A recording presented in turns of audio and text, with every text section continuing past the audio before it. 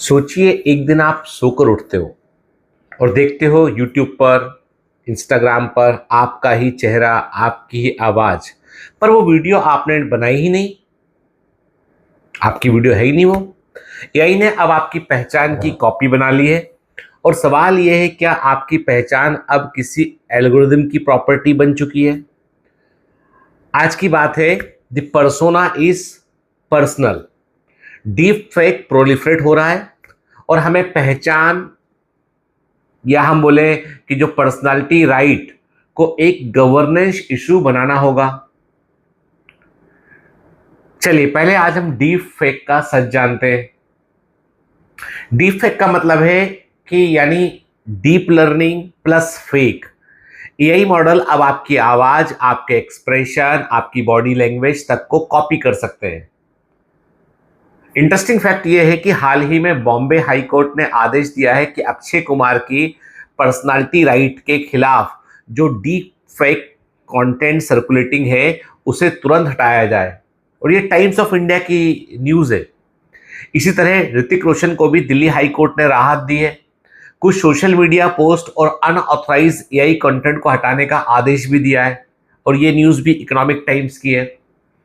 ऐश्वर्या राय बच्चन ने भी कोर्ट में याचिका दायर की है और उन्हें भी इंतरिम इंजंक्शन मिला है उन्हें, जहां पर उनके अनऑथराइज यूज ऑफ, उनके नाम का अनऑथराइज यूज हो रहा था, उनके फोटोज को लोग दुरुपयोग कर रहे थे। ये भी टाइम्स ऑफ इंडिया की न्यूज है।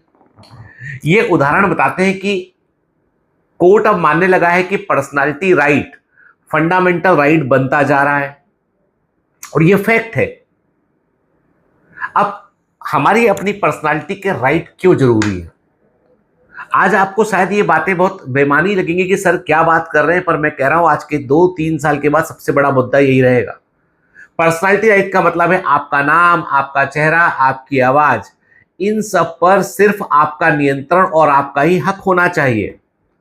भारत में अभी तक कोई विशेष कानून नहीं है, पर जुडिशरी ने existing right to privacy, right to dignity, copyright की मदद ली है और इंडियन लॉ के अकॉर्डिंग उन्होंने कई डिसीजन दिए हैं।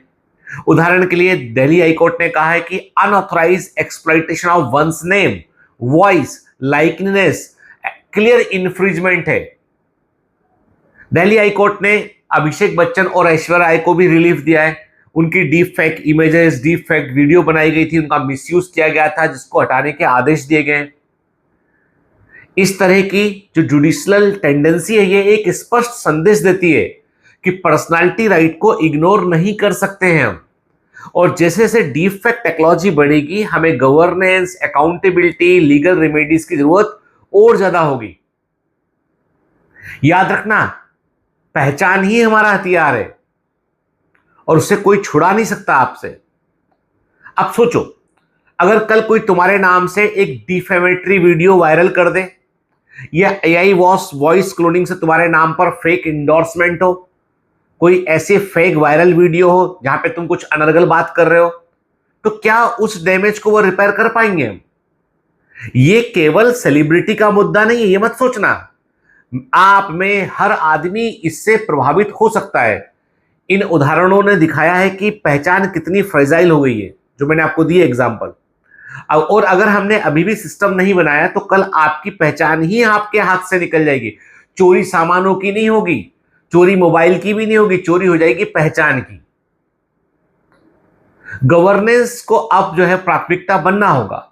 गवर्नेंस इसलिए जरूरी है क्योंकि आइडेंटिटी एब्यूज सिर्फ इंडिविजुअल इशू नहीं है, बल्कि ये सोसाइटी के लेवल पर भी एक क्राइसिस बन सकता है। नेशनल लेवल पर कानून बनाना चाहिए। पर्सनालिटी राइट को जो है वो एक्सप्लिसिटली डिफाइन करना चाहिए, कानून में इसको जगह देना चाहिए। हालांकि ऑलरेडी कई देशों में इस तरह का कदम लिया गया है। यूरोपियन यूनियन में एआई एक्ट में डीप फेक लेबलिंग को उन्होंने कहा है लेबलिंग करना ही पड़ेगा।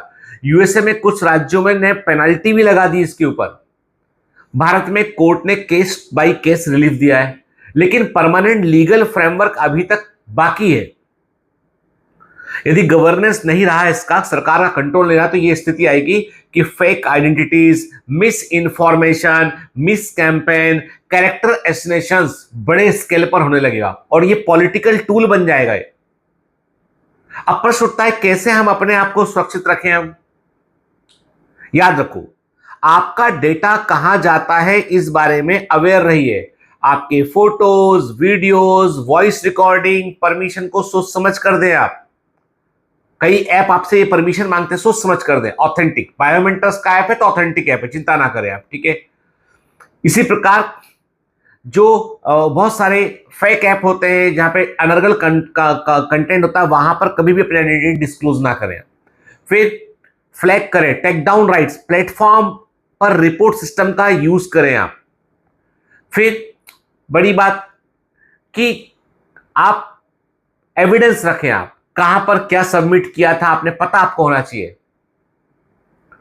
और सबसे बड़ी बात है कि जो लोग जब सेलिब्रिटी जैसे ऋतिक रोशन हो गए, अक्षय कुमार हो गए, ऐश्वर्या राय हो गए, ये लड़ रहे हैं इस तरह के राइट के लिए, तो हमें उनका सपोर्ट करना चाहिए।